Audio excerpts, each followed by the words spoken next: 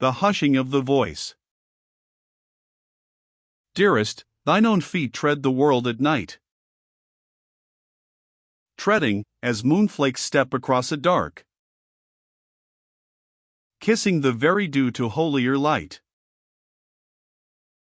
Thy voice a song past mountains, which to hark frightens my soul with an utter lost delight. Now, one night, towards the end of the 16th hour, as I made ready to sleep, there came all about me the thrilling of the ether, as happened often those days, but the thrilling had a strange power in it, and in my soul the voice of Nani sounded plain, all within and about me. Yet, though I knew it to be the voice of Nani, I answered not immediately, save to send the sure question of the master word into the night. And, directly, I heard the answer, the master word beating steadily in the night, and I questioned Nani why she had speech with me by the instrument at that time, when all were sleeping, and the watch set among the Monstruicans, for they in the little pyramid had their sleep time to commence at the 11th hour, so that by this it was 5 hours advanced towards the time of waking, and Nani should have slept, nor have been abroad to the tower of observation, apart from her father. For I supposed that she spoke by the instrument, her voice sounding very clear in my brain. Yet, to this question, she made no answer in kind, but gave a certain thing into my spirit, which set me trembling, for she said certain words, that began, Dearest, thine own feet tread the world at night. And it well may be that she set me to tremble, for as the words grew about me, there wakened a memory dream how that I had made these same words to Murdith the beautiful in the long-gone eternity of this our age, when she had died and left me alone in all the world. And I was weak a little with the tumult and force of my emotion, but in a moment I called eagerly with my brain elements to Nani to give some explaining of this thing that she had spoken to the utter troubling of my heart. Yet, once more she made no direct answer, but spoke the words again to me across all the dark of the world. And it came to me suddenly, that it was not Nani that spoke, but Murdith the beautiful, from out of all the everlasting night. And I called, Murdith. Murdith, with my brain elements, into the night, and lo! The far, faint voice spoke again to my spirit through all the darkness of eternity, saying again those words. Yet, though the voice was the voice of Murdith the beautiful, it was also the voice of Nani, and I knew in all my heart that this thing was in verity, and that it had been given to me to be birthed once more into this world in the living time of that only one, with whom my spirit and essence hath made it in all ages through the everlasting. And I called with my brain elements and all my strength to Nani, but there came no answer, neither sign of hearing, though through hours I called. And thus at last I came to an utter exhaustion, but neither could be quiet, nor sleep. Yet, presently, I slept. And when I waked, my first memory was of the wondrous thing which had befallen in the sleep time, for none in all this world could have known those words, save it had been the spirit of Murdith, my beautiful one, looking from above my shoulder in that utter lost time, as I made those words to her, out of an aching and a broken heart. And the voice had been the voice of Murdith, and the voice of Murdith had been the voice of Nani. And what shall any say to this, save that which I had in my heart? And immediately I called to Nani, once, and again twice, and in a little moment there came all about me the throbbing of the master word, beating solemnly in the night, and I sent the master word to give assurance, and immediately the voice of Nani, a little weak as was it always when she had not the instrument, but sent the message with her brain elements. And I answered her, and questioned her eagerly concerning her sayings of the past time of sleep, but she disclaimed, and made clear to me that she had no knowledge of having spoken, but had slept through all that time of which I made to tell, and, indeed, had dreamed a very strange dream. And for a little while I was confused, and meditated, not knowing what to think, but came suddenly again to a knowledge that Nani's far voice was thrilling the ether all about, and that she would tell to me her dream, which had set strong upon her mind. And she told the dream to me, and in the dream she had seen a tall, dark man, built very big, and dressed in unfamiliar clothing.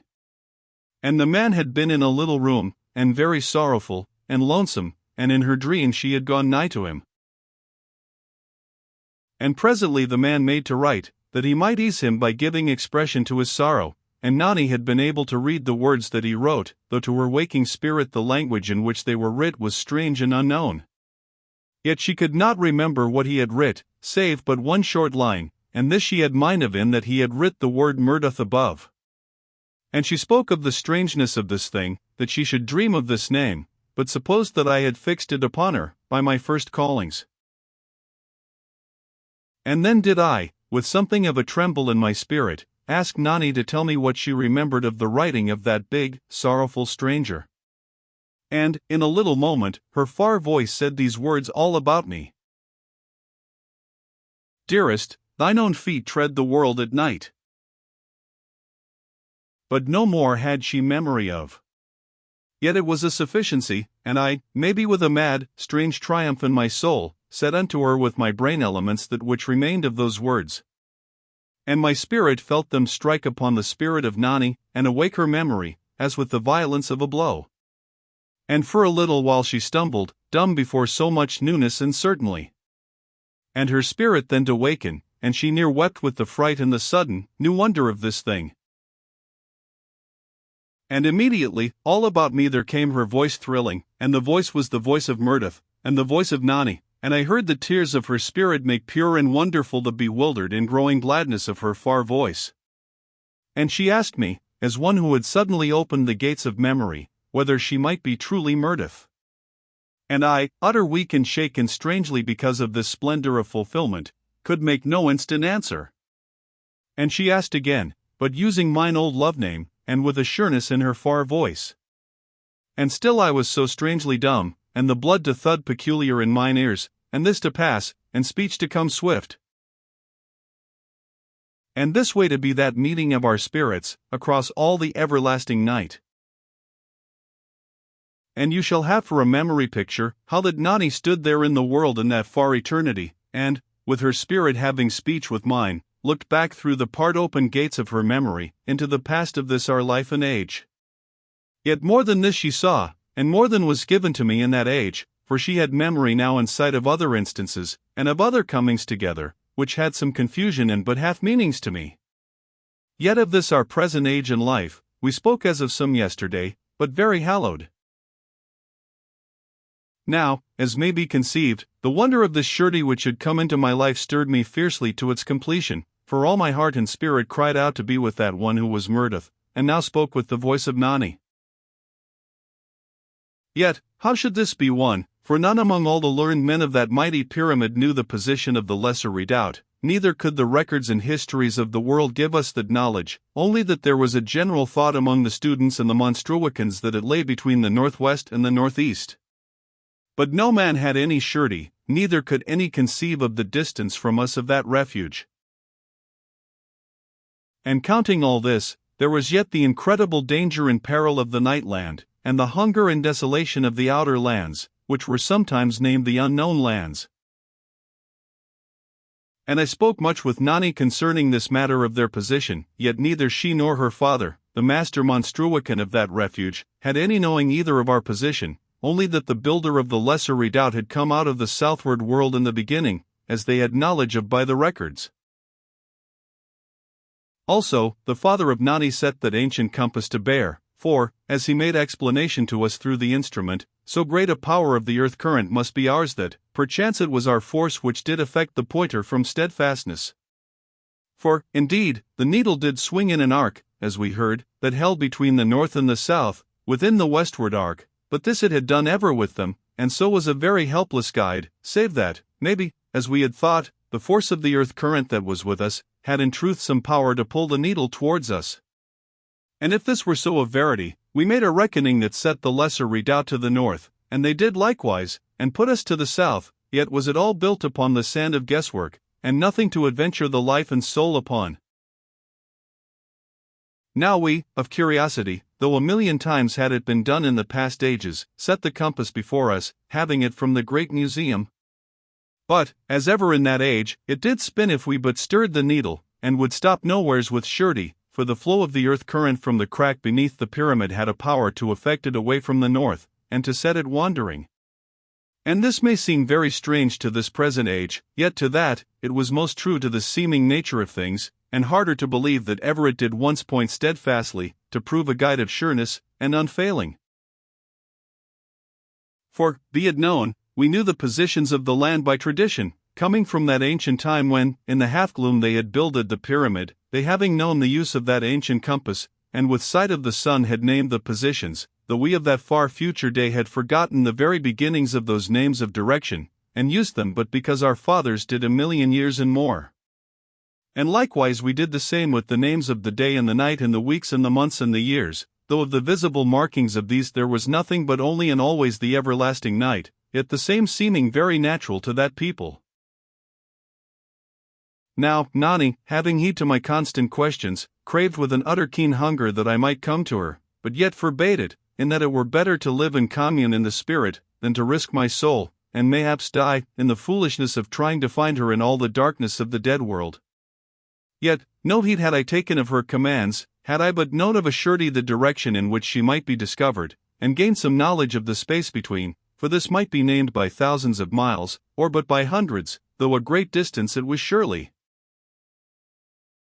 Yet, one other thing there was, that is point in this place, for when I sent my speech out into the night, using my brain elements, I came to know that, whether I had a knowledge of the north, or no knowledge at the moment, yet did I turn oft with a sure instinct on to that direction.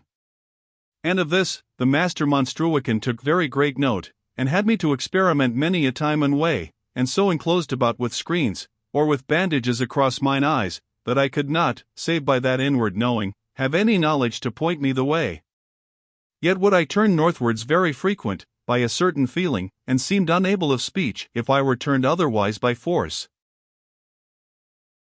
But when we asked Nani whether she had an unusualness in this matter, she could discover none, and we could but take note curiously of that which affected my habits, and which truly I set to the attracting of her spirit, for I had mind that she did be somewheres out that way in the darkness of the world, but yet was this no more than to suppose, as you perceive.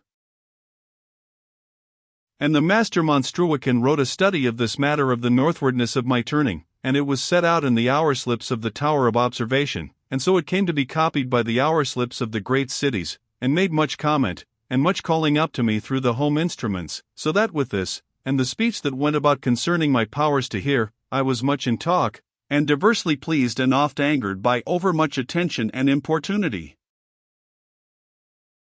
And now, whilst I pondered this matter in all my spirit and being, how that I should some way come to Nani, there befell a very terrible thing. And in this wise must I tell it. It was at the 17th hour, when all the millions of the mighty pyramid slept, that I was with the master Monstruican in the Tower of Observation taking my due turn. And sudden, I heard the thrilling of the ether all about me, and the voice of Nani in my soul, speaking. And I sent the master word into the darkness of the world, and presently, I heard the solemn answer beating steadfastly in the night, and immediately I called to Nani with my brain elements, to know what thing troubled her in her sleep. And her voice came into my spirit, weak and far and faint, and so that scarce I could make to hear the words. Yet, in a while I gathered that all the peoples of the lesser redoubt were in very deadly trouble, for that the earth current had failed suddenly and mightily, and they had called her from her sleep, that she might listen whether we answered their callings by the instrument, but, indeed, no calling had come to us. And they who had been of late so joyful, were now grown old with sorrow in but an hour or two, for they feared that the fresh coming of the earth current had been but the final flicker and outburst before the end. And, even in this short while of our speech, did it seem to me that the voice of Nani grew further off from me, and I felt like to have broken my heart with the trouble of this thing. And through all that remained of that sleep time, did I converse with Nani, as might two lovers who shall presently part forever. And when the cities awoke, the news went throughout them, and all our millions were in sorrow and trouble. And thus was it for, maybe, a little month, and in that time had the voice of Nani grown so weak and far off that even I that had the night hearing, could scarce make real its meaning. And every word was to me a treasure and a touch upon my soul, and my grief and trouble before this certain parting drove me that I could not eat, neither have rest, and this did the master Monstruican take upon him to chide and correct, for that, if any were to help, how should it be done if I that had the night hearing, and heard even now that the recording instruments were dumb, came to ill health? And because of this, and such wisdom as was mine, I made to eat in order my life that I might have my full powers. Yet was this beyond all my strength, for, presently, I knew that the people of the Lesser Pyramid were threatened by the monsters that beset them, and later I had knowledge from faint, far words whispered in my brain, that there had been a fight with an outside force that had haunted many in their minds, so that in madness they had opened the gate and had run from the Lesser Pyramid, out into the darkness of the lands about them, and there had their physical bodies fallen to the monsters of those lands, but of their souls who may know? And this, we said assuredly to the failure of the earth current, which had robbed them of all force and power, so that, in those few weeks all life and joy of living had left them, and neither hunger nor thirst had they, much, nor any great desire to live, but yet a new and mighty fear of death. And this doth seem very strange. And, as may be thought, all this made the peoples of the great redoubt think newly of the earth current that issued from the crack beneath the pyramid, and of their latter end, so that much was writ in the hour slips concerning this matter, yet in the main to assure us that we ourselves might each be free from a disturbed heart, though some went foolishly to the other event, and spoke of a speedy danger to us, likewise, as is ever the way. But the truth of our own case lay, maybe, somewhere between.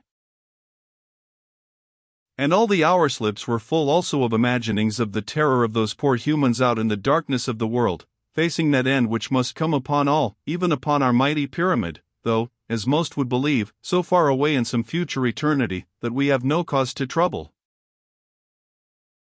And there were sad poems writ to the peoples of that lesser redoubt, and foolish plans set about to rescue them, but none to put them to effect, and no way by which so great a thing might be done, and doth but show how loosely people will speak out of an over-security. Yet to me, there had come a certain knowledge that I must make the adventure, though I achieved not save mine own end. Yet, it were better to cease quickly, than that I should feel, as now I did feel.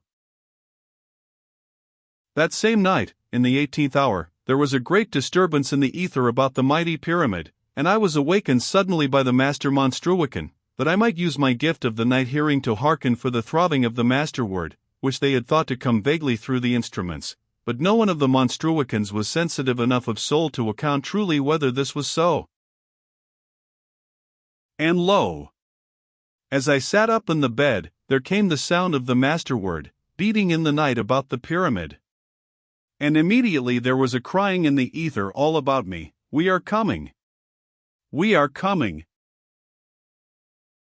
And mine inwards leaped and sickened me a moment, so shaken was I with a sudden belief, for the message seemed some ways to come to me from very near to the great redoubt, as that they who sent it were nigh to hand.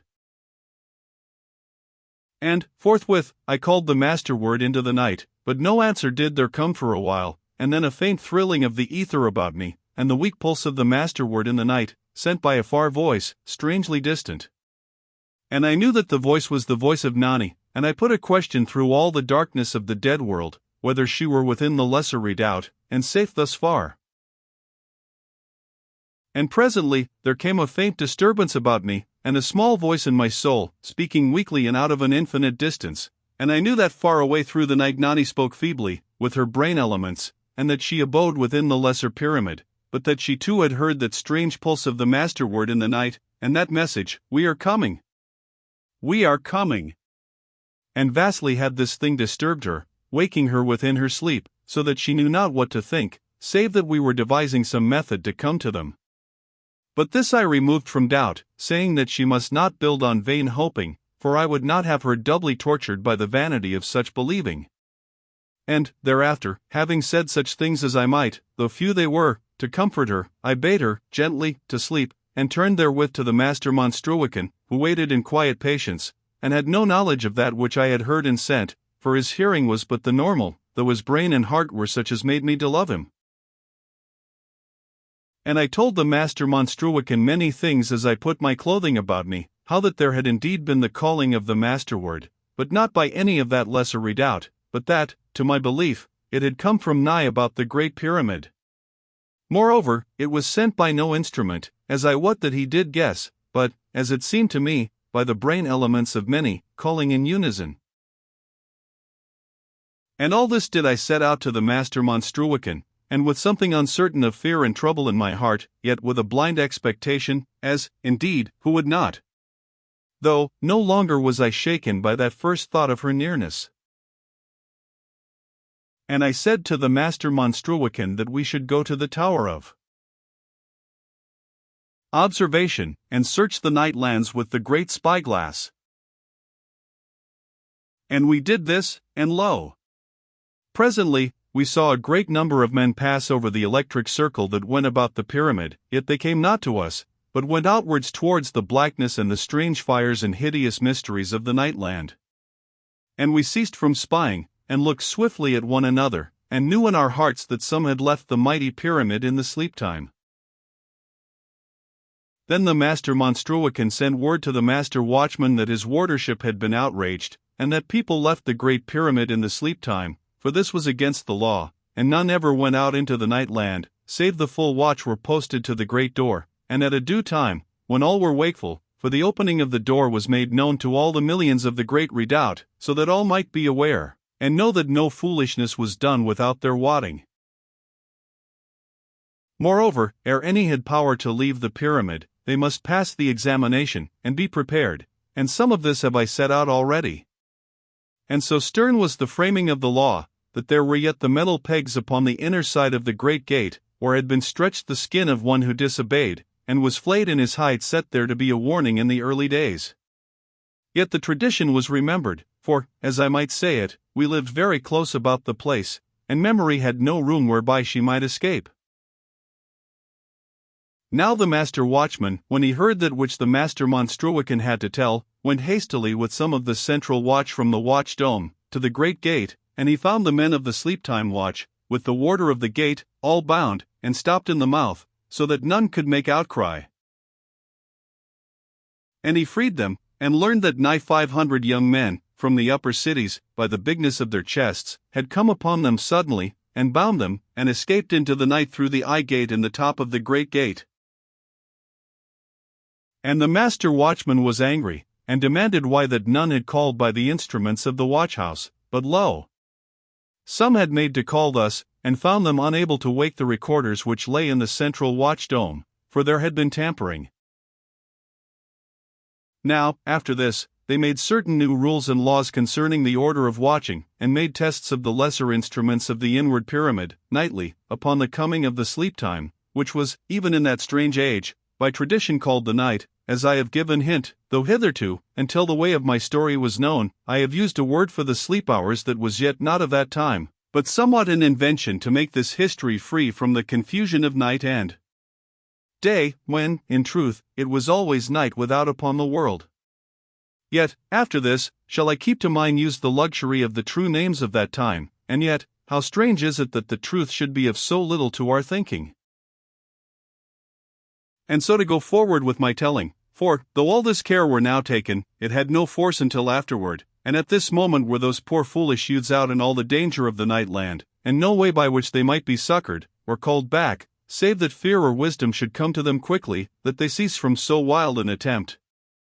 For it was to make rescue of those in that other, unknown pyramid, out in all the darkness of the world's night, that was their intent, as we had speedy knowledge from those boon friends that had been in the secret of their plot, which had seemed to them great and heroic, and was so, in verity, but that neither they who went, nor they who stayed, had a true awareness of the danger they had dealing with, being all naught but raw and crude youths, yet, doubtless, with the makings of many fine and great men among them. And because some had thus abetted that which they knew to be against the law, which was framed to the well-being and safety of all, there were certain floggings, which might the better help their memories in the future as to the properness of their actions and wisdom. Moreover, they who returned, if any, would be flogged, as seemed proper, after due examination.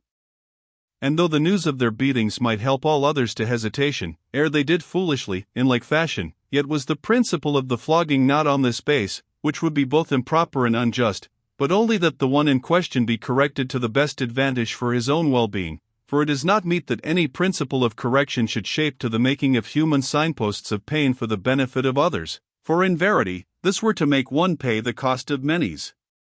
learning, and each should owe to pay only so much as shall suffice for the teaching of his own body and spirit. And if others profit thereby, this is but accident, however helpful. And this is wisdom, and denoteth now that a sound principle shall prevent practice from becoming monstrous. Yet, now I must hasten that I set down how it fared with those 500 youths that had made so sad an adventure of their lives in unprepared souls, and were beyond our aid to help them, who might not so much as make any calling to them, to bid them to return, for to do this would have been to tell to all the monsters of the land that humans were abroad from the mighty pyramid. And this would have been to cause the monsters to search the youths out to their destruction, and maybe even to awaken the forces to work them some dread spiritual harm, which was the chief fear. Now, presently, through all the cities of the great redoubt, the news had gone how that 500 foolish youths had adventured out into the despair of the night land, and the whole pyramid waked to life, and the peoples of the south came to the northern sides, for the great gate lay in the northwest side, and the youths had made from there, not straightly outwards, but towards the north, and so were to be seen from the northeast embrasures, and from those within the northwest wall.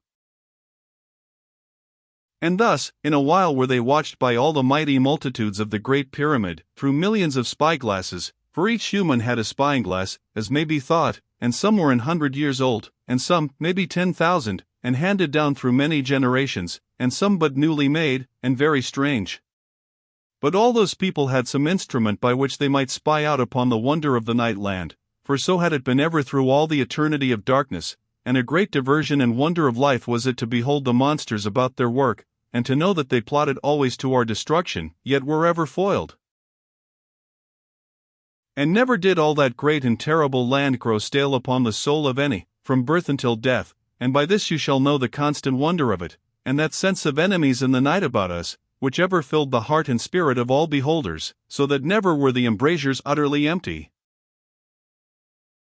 Yet, many beheld not the land from the embrasures, but sat about the view tables, which were set properly in certain places throughout the cities, and so beheld the night land, without undue cranings, or poising of spyglasses, though less plain seen.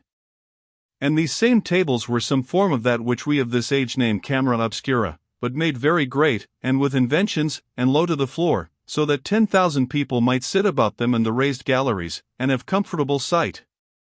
Yet this attracted not the young people, save they were lovers, and then, in truth, were they comfortable seats for quietness and gentle whisperings.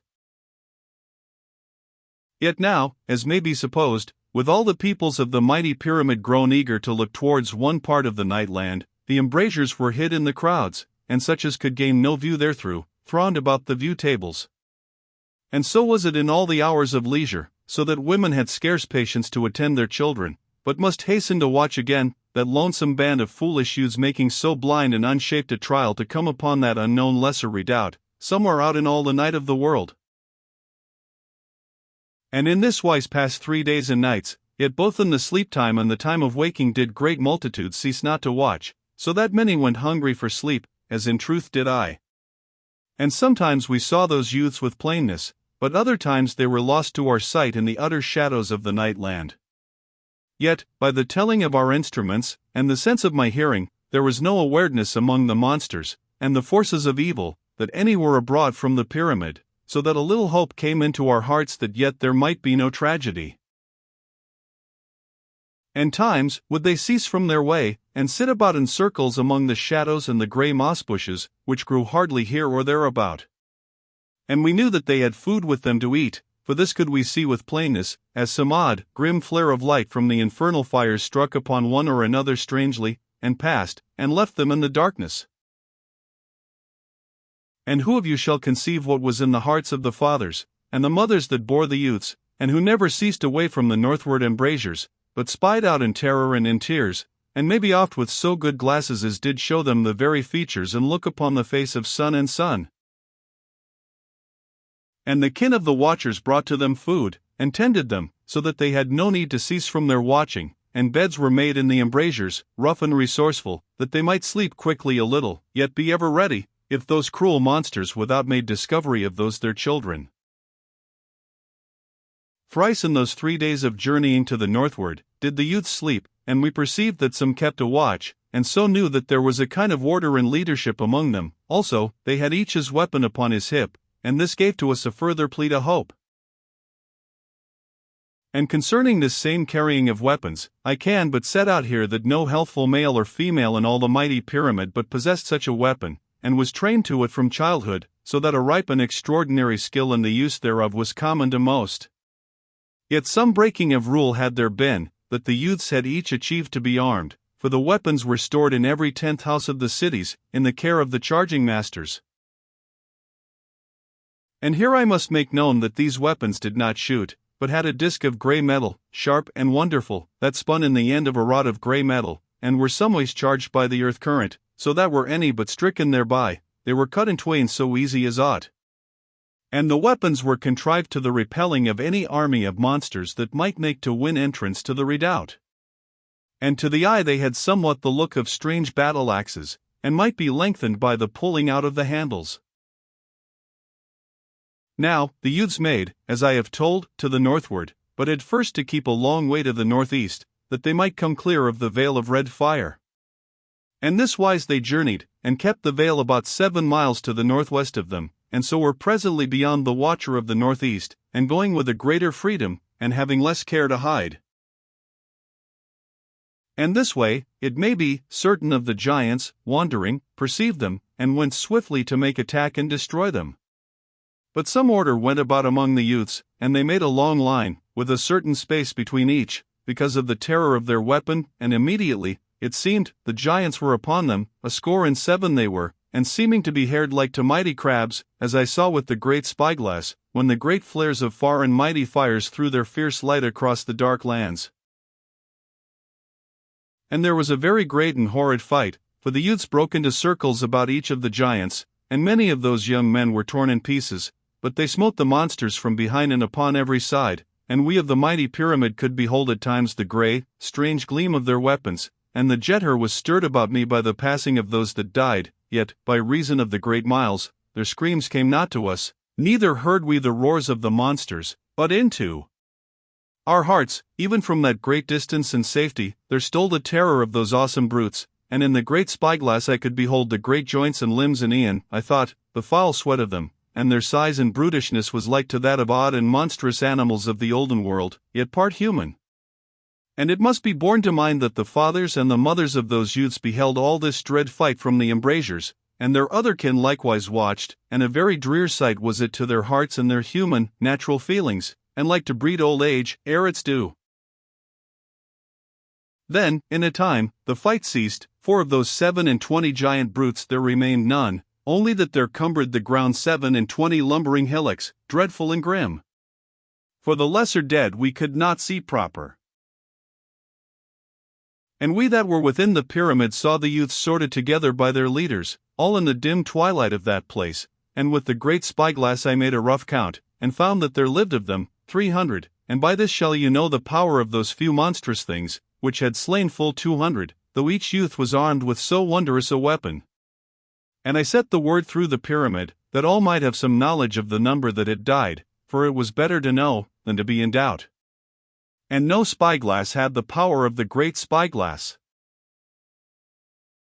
After this fight, the youths spent a time having a care to their bodies and wounds, and some were made separate from the others, and of these I counted upon 50, and whilst the others made to continue their march towards the road where the silent ones walk, these were constrained by one who was the leader, to return to the pyramid. And in a little, I saw that they came towards us, wearily and with many a halt, as that they suffered great wounds and harm of the fight. But those others, maybe 250 youths, went onwards into the night land, and though we sorrowed at this thing, yet was there come a huge pride into our hearts that those raw ones, who yesterday were but children, had so held themselves in the battle, and done a great deed that day. And I wot that whilst their mothers wept, easeless, their fathers' hearts swelled within them, and held somewhat of their pain away from them for a time. And all this while, those wounded youths came slowly, and rested, and came on again, the better helping the worse, and a great excitement and trouble there was in all the mighty pyramid, to learn which were they that came, and they that went, and who lay out there quietly among the slain. But none might say anything with surety, for, even with that great spyglass in the tower of observation, they were not overplain, save when some light from the fires of the land flared high, and lit them. For they stood not up into the glare of the fires, as had the giants. And though I saw them with clearness, yet I knew them not, for there was so mighty a multitude in that vast redoubt, that none might ever know the half even of their rulers.